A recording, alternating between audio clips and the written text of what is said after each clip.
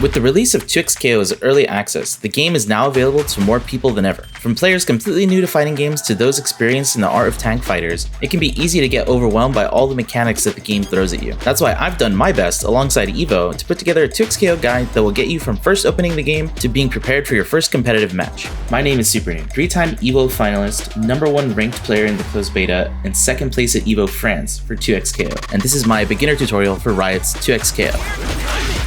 Oh, I thought it was saying. Oh my gosh, wait, that hook was OD. Before jumping into training mode or online matches, feel free to go through all the tutorials that the game has to offer. You're immediately thrown into a tutorial upon first starting the game, but there are plenty more beyond that, including beginner, fuse, and advanced tutorials that will help you learn the game. Riot did a good job building their tutorials with intent, and a lot of mechanics that I could walk you through here have already been laid out for you in the game, so be sure to check them out. Other things to consider before diving into the game include the pulse combo system and your button layout. The pulse combo system is essentially a form of training wheels on the game's combo system. Instead of needing to memorize long strings, it ties different combos to a corresponding button. You have a light combo utilized by mashing the light button, a medium combo tied to the medium button, and a heavy combo tied to the heavy button.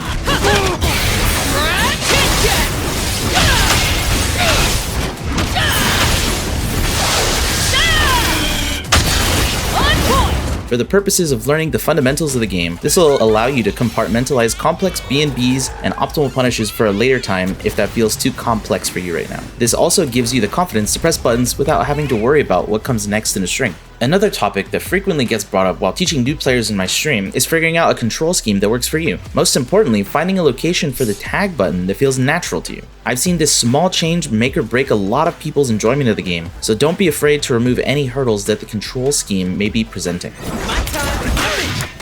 A final note I'd like to make before we get into the game is about the fuse system. While the different fuses offer a wider variety of playstyles that the tutorials will lay out for you, I recommend sticking with a fuse that allows you to utilize assists and tags freely. 2XKO is a game that was built around the tag system, so it's better to get comfortable with the bigger picture rather than barring yourself from such an integral mechanic right away. While Sidekick and Juggernaut have their uses in learning a solo character, for the sake of learning the game, I teach my students with assists and tags in mind.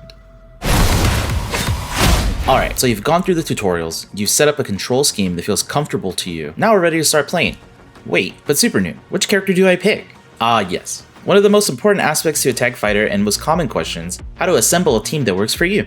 I will fall like leaves in the wind. I love when you get poetic.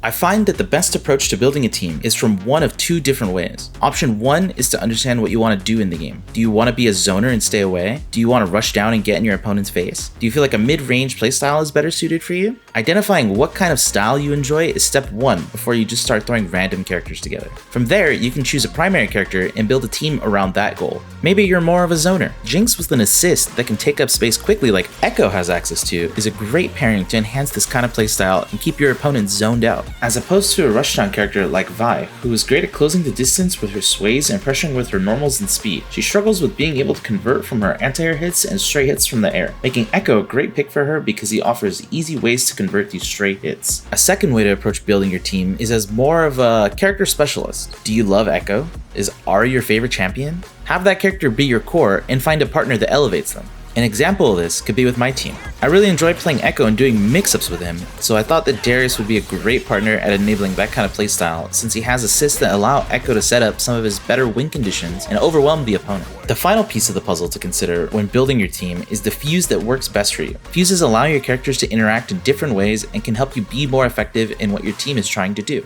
One example using Double Down is doing Jinx Super and tagging into your assist that is already on the screen, allowing you to pressure the opponent or hit confirm the super. The freestyle fuse is a bit tricky to use compared to the other fuses, but it can lead to some crazy scenarios since you can tag twice between your characters. An easy example is calling an assist and doing pressure while using both your tags to overwhelm the opponent and then get a combo. It's important to remember that the whole unit makes the playstyle, rather than just one character or fuse. Now can we play Supernoon? Yes, now we can play in training mode. Now that we have our characters and fuse selected, the most important thing to do is understand what your characters do. This includes how they dash, how they run, how they jump, and what their buttons do. It's important to familiarize yourself with every option your character has. When I'm coaching new players, the first thing I ask is if they understand how their characters move. Every character has different movement speeds, dash distances, jump arcs, and this all affects how you interact with the opponent in a match. Ask yourself, how fast can I chain dash across the screen? How far do I go if I dash jump? This is the time to be comfortable with that. The more comfortable you get, the easier it will be to navigate the obstacle course of a 2x KO match. When coaching people, I often tell them the solution to not getting hit is movement. After all, the best defense for an attack is to not be there.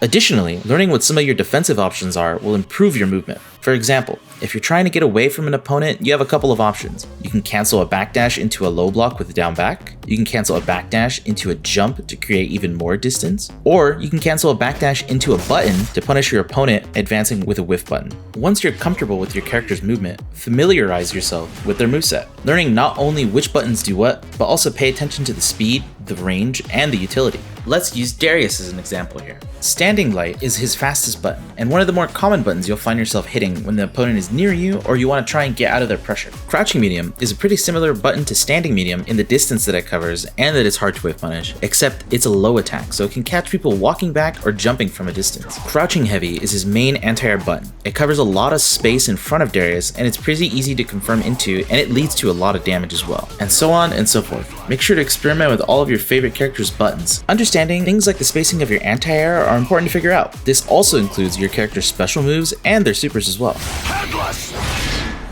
And speaking of supers, turning your super meter to autofill will allow you to use your character's level 1 and level 3 supers as much as you need to while in training mode. Beyond your character's moveset, you also have to think of your assist as an extension of your point character and how it serves your team. Almost like choosing a new normal or special for your point character with little commitment. If you play Alawi, for example, you don't have a fireball, but if you pair with Echo, now you do. I recommend newer players to use their assist fairly liberally when getting started so you can become comfortable with the mechanic and learn how your assists interact with your opponent when they hit and when they're blocked. Some examples of assist use cases include Echo's neutral assist. It's a quick forward advancing strike that can close the distance fast, so you can use this to rush your opponent down without committing to anything with your point character. Maybe you don't want to run at your opponent, but you want to bait them in or get them to commit to an option. Well, Echo's back assist is a fireball with quick startup and lingers on the screen for a while, so it can cover the ground for you while you look to capitalize on a blocked fireball for pressure, or make your opponent jump and look to anti-air them. Alright, now you know what your assist does. Now you know when to call it and how to call it. What now? Next is to play around with tagging in. Start recognizing situations in a match where you can tag into your assist character. Some of these moments include when you can confirm that your assist hit the opponent, when your assist leaves the opponent in block stun, or if your assist is in a more advantageous position than your point character, such as behind your opponent, or that your assist is a zoner and it's full screen away. Now that we have all the tools in our belt and we understand how to use them, let's go over our win condition, hitting your opponent. Since your assist is a low commitment option, some of your best and easiest options are going to center around them. You can do a special move and call your assist behind it, confirming whether or not the assist hits. One example of this is throwing a fireball with Echo and calling your assist behind it to confirm it for you depending on which assist you're using. Even on block, this will leave you at advantage to continue pressure on your opponent. Another common tag option is to jump forward and block after calling your assist. This presents an opportunity on block and on hit, since your point character is closing the gap while your opponent is dealing with the assist attack. Depending on your needs, you can pair your assist attack with a variety of movement options actually. You can jump back while calling an assist as a defensive option, or you can dash back while calling an assist as well. Any movement option partnered with an assist is always a universal option. Remember, movement is key.